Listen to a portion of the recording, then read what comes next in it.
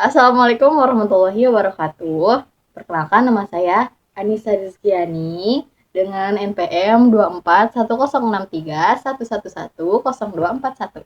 Saya sudah semester 4 dari kelas 4C Pendidikan Agama Islam, Fakultas Agama Islam, Universitas Singapura Bangsa, Karawang. Baik, di sini saya akan menjawab pertanyaan dari soal ulangan tengah semester mata kuliah Filsafat Pendidikan Agama Islam, yang dimana dosen pengampu Dr. Iqbal Amal Murzaki, MPD, dengan soal nomor 1, yaitu jelaskan bagaimana pengertian filsafat pendidikan Islam dapat mempengaruhi praktik pendidikan di madrasah dan di pesantren, dan juga memberikan contoh yang konkret. Izin menjawab, dari sini filsafat pendidikan Islam itu menekankan keseimbangan antara ilmu, iman, dan akhlak, sebagaimana praktiknya di madrasah dan juga di pesantren.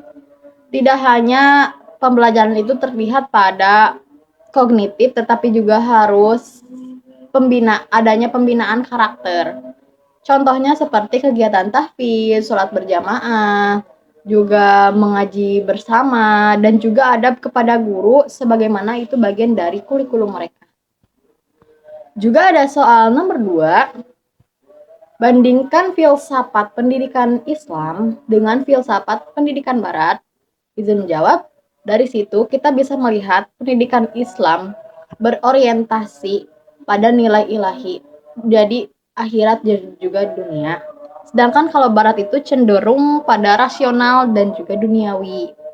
Dari sini kelebihan Islam itu membentuk akhlak, spiritual, dan juga kelebihan Barat adalah kritis dan juga inovatif. Kekurangan di Islam adalah kurangnya adaptif, kalau Barat itu kurangnya lebih dari ke moral. Saya izin menjawab pertanyaan nomor 3. Jelaskan kerangka kerja filsafat pendidikan Islam. Menjawab, kerangkanya meliputi tujuan, yang dimana tujuan itu membentuk insan kamil, dan juga dari materi adalah untuk ilmu agama dan umum. Dari metode itu ada keteladanan, pembiasaan, dan juga dialog. Dari evaluasi adanya kognitif, efektif, dan juga psikomotorik. Semuanya berbasis Al-Quran dan hadis. Izin menjawab soal nomor 4. Bagaimana penerapan ontologi pendidikan Islam dalam menghadapi tantangan saat ini? Menjawab, dengan memahami hakikat manusia. Jadi dengan memahami hakikat manusia sebagai makhluk jasmani dan rohani, pendidikan itu harus seimbang, dan juga penerapannya ada di integrasi teknologi dengan nilai Islam, sehingga penguatan dari akhlak itu akan berkembang seiring dengan perkembangan digital. Izin menjawab soal nomor 5, jelaskan urgensi epistemologi pendidikan Islam. Jawabannya adalah, epistemologi menentukan sumber ilmu atau wahyu, yang dimana itu ada wahyu, akal, dan juga pengalaman.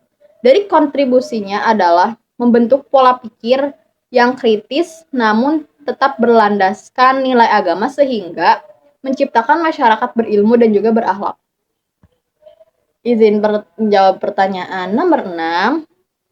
Ditinjau aksiologi pendidikan Islam saat ini. Nah, itu jawabannya adalah aksiologi menekan nilai dan juga manfaat ilmunya, sebagaimana pendekatan efektifnya adalah pendidikan karakter integrasi ilmu dan agama, serta pembelajaran konstekstual karena mampu membentuk moral dan juga keterampilan sekaligus.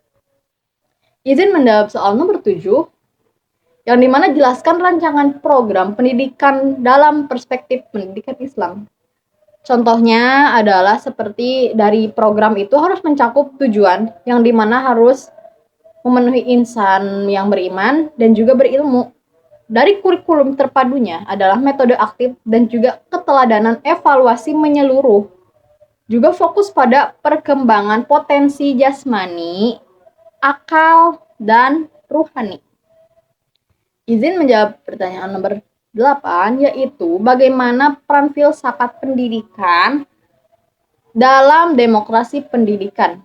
Jadi, filsafat pendidikan Islam itu mendorong keadilan dan juga kesetaraan, yang dimana implementasi ini adalah pendidikan inklusif atau ada tidak terdiskriminatif dan juga bisa memberikan kesempatan belajar bagi semua, termasuk anak berkebutuhan khusus. Terima kasih dari saya Anissa Rizkyani. Mohon maaf bila ada hal-hal yang belum saya mencukupi dalam sebuah pemahaman soal-soal tersebut. Selebihnya, mohon maaf bila ada kata-kata yang kurang berkenan. Saya pamit. Wabillahi taufiq wal hidayah. Wassalamualaikum warahmatullahi wabarakatuh.